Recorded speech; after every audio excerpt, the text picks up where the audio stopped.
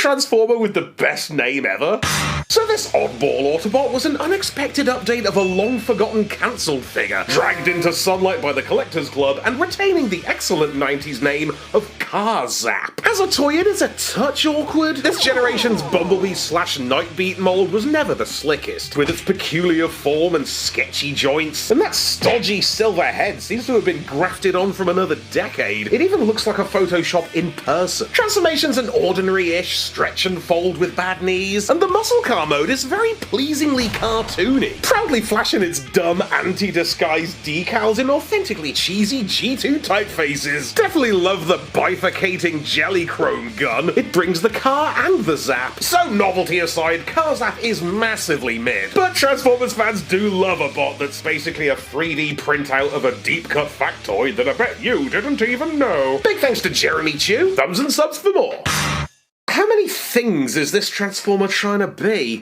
So this confusing Fuzor is Beast Wars Terragator, who morphs from a robot into a monstrous mashup of sly-toothed alligator with the jagged armor of a terrapin. I honestly full-heartedly adore the Beast mode with its cheeky, pushy, bitey chomp. Such a far-fetched and oddly cozy Reptila cousin whose designer had a dream and delivered hard. But conversely, zero people were interested in making the robot any good. Look at the state of this scrawny sod. Gator head hanging off the shoulder, wearing the best bit of the Beast mode like a wristwatch, and wielding its entire tail, butt, legs, and presumably cloaca like a handgun for some reason. Terragator is the Savoy sausage of Transformers. Visually bewildering, formed from the connective tissue of several animals, but I'm always gonna want one. Just a fabulous abomination. A fabomination. Cheers to Brad, catch you back in the channel.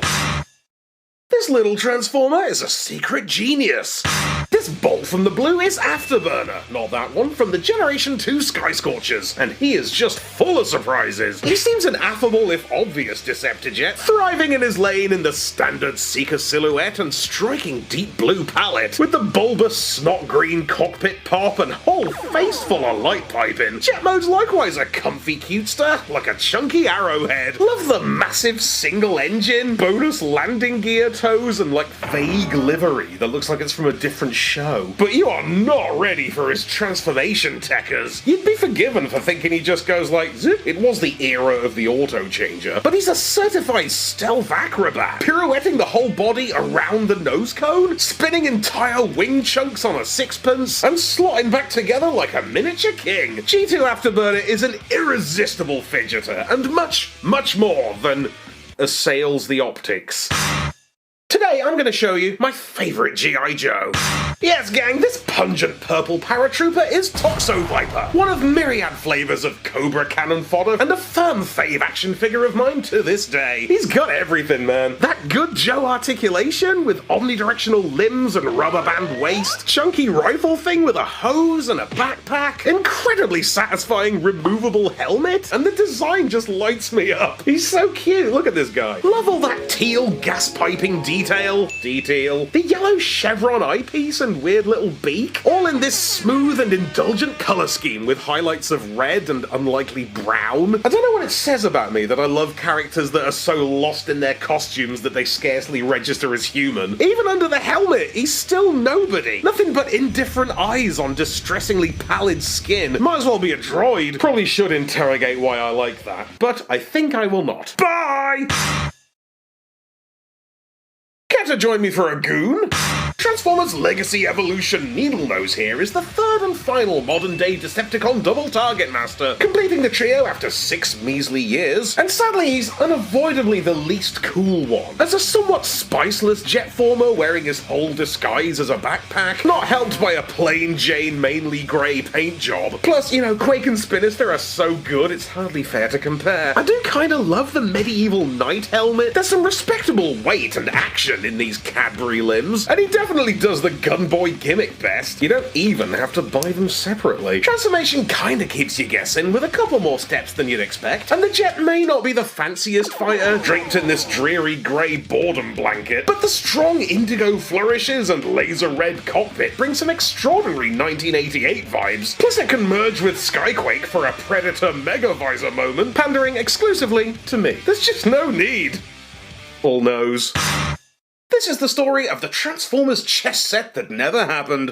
So back in 2021, a proposed premium Transformers chess set appeared on Kickstarter, placing 32 lovingly rendered Autobot and Decepticon game pieces into battle on a massive themed board produced by subscription collectible kings Eaglemoss, who sent this Optimus Prime King piece out to certain influencer types to hype up the market, and it truly is a handsome item, standing 6 inches tall, crafted from luxurious metallic resin with a majestic base declaring his kingly status. Imagine a whole board full of these, with each piece an individual character and Starscream in his rightful place as Decepticon Queen. But it wasn't to be. The crowdfund didn't even get close, possibly due to the set's prohibitive 2-foot square footprint and mortifying $600 price tag. And Eaglemoss sadly closed down not long afterwards, leaving a handful of these little kings as all that remains of what could have been a pretty nice, if aggressively bougie collection centerpiece. That's checkmate. What's wrong with this picture? So Rung here was a James Roberts comic character who debuted in the 2010s as a long-suffering Autobot psychiatrist who turns into an object of indeterminate utility and turns out to be God himself, which I am not here to unpack, also spoilers. How apt then that his first and so far only official toy came in the humble form of a late-wave Siege Battlemaster, which despite its diminutive dimensions is a surprisingly effective figure, showcasing Rung's delightful design and sunny colours in a handy pinky-sized package, complete with signature specs and enough articulation to make it worth a damn, and it transforms in 1 second into some kind of nicely Teletrans stylized weapon with swirly, spirally blast effects. You gotta appreciate the oxymoronic nature of a doctor who's a gun, but it's pretty wild that Rung got a toy at all, and ain't nothing wrong with that. Don't get me wrong! I've obviously got one. Cheers this time to Fisherman's Prime, sub for more, boo! This bot is what redemption looks like.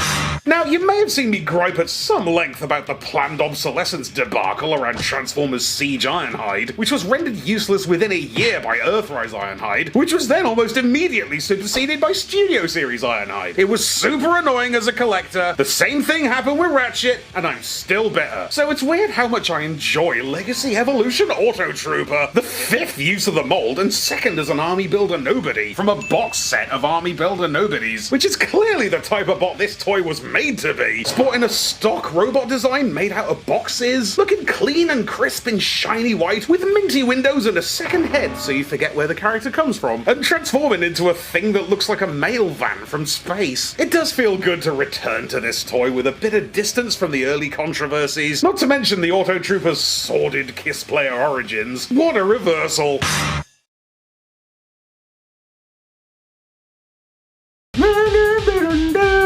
Hey, nice one folks, hope you enjoyed this latest batch of Toygrind shorts, or Toygrind blasts, depending on whether I can be bothered to say that or not. Plenty cooking up, as always, but please do let me know if there's any more you'd specifically like to see. Cheers to all the patrons and the channel members, especially this time, Watson Dynamite. Take it easy, team. Be sure to subscribe for more Theo's awesome Transformers reviews. Limited appeal, keeping it real.